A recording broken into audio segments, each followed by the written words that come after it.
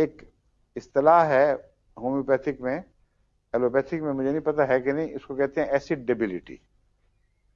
Acid debility, heartburn. Heartburn ہے آپ کے یہاں اصطلاح کوئی؟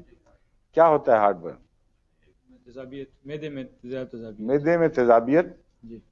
اس تیزابیت کے نتیجے میں جو اچانک کمزوری پیدا ہو جاتی ہے، بعض دفعہ مریض سمجھتا ہے کہ مجھ میں ہاتھ ہلانے کی بھی طاقت نہیں ہے، اس کو ایسڈ ڈیبلٹی کہتے ہیں. یعنی جسم میں تیزاب بڑھنے سے اچانک کمزوری واقع ہو جاتی ہے.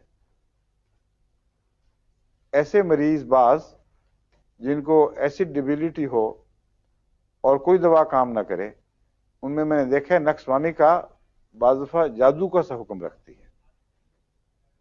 2 خوراکیں اس کی اوپر تلے چند منٹ کے وقفے کے ساتھ آپ دے دیں تو اللہ کے فضل کے ساتھ یہ غیر معمولی شفا عطا کرتی ہے.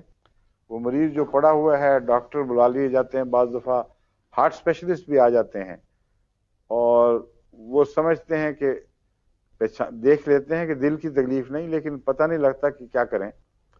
کوئی ایلوپیتھک دوا کام نہیں کرتی، وہاں نقص کا کام کر جاتی ہے. یہ تجربہ مجھے خود اپنے اوپر ہوا. اصل میں جب میں اسٹوڈنٹ تھا جامعہ میں، ان دنوں کی بات ہے، ربوہ میں 1950 51 52 کی، کہ مجھے سر درد چونکہ ہوتی تھی، میگرین، اور وہی حال میرے سے گزرا جو میں نے بتایا ہے کہ ایک ایسپرین نے فائدہ چھوڑ دیا، 2 3 سینڈول دوا مجھے فائدہ دیا کرتی تھی، جو ابا جان سے ملتی تھی، کبھی کبھی کلکتے سے آتی تھی، مگر اکثر وہ میسر نہیں تھی، تو مجبوراً مجھے ایسپرین زیادہ کھانی پڑی. ایسپرین زیادہ کھانے سے میوکس میمبرین پر اثر پڑا اور معدے میں ایسڈ بہت ہو گیا. خالی ایسڈ تو میں پھر مجھے الٹی کرنی پڑتی تھی، اس سے گلا جلتا تھا اور وہ گلینڈز خراب ہو جاتے تھے گلے کے، لیکن وہ برداشت ہو جاتا تھا. کبھی سوڈا کھانے کی کوشش کی تو سوڈے سے اور آج کل کی جو ایلوپیتھک دوائیں ہیں ان سے ایک جیسا اثر ہوتا ہے. وقتی طور پر تھوڑی ہوا ڈکار آئے اور ہم نے کہا بڑا میں ٹھیک ہو گیا ہوں، اس کے بعد پہلے سے بھی تیزابیت بڑھ جاتی ہے. وہ جب خون میں جاتا ہے نا یہ سب مادہ، تو اور زیادہ غصے سے مزید تیزاب بناتا ہے. علاج کوئی نہیں. تو ان حالات سے گزرتے ہوئے پھر مجھے وہ آخری مرحلہ ابھی آ گیا کہ بعض دفعہ لگتا تھا کہ جسم سے بالکل جان نکل گئی ہے، اور یہ کیفیت 2 2 3 3 دن بھی رہتی تھی.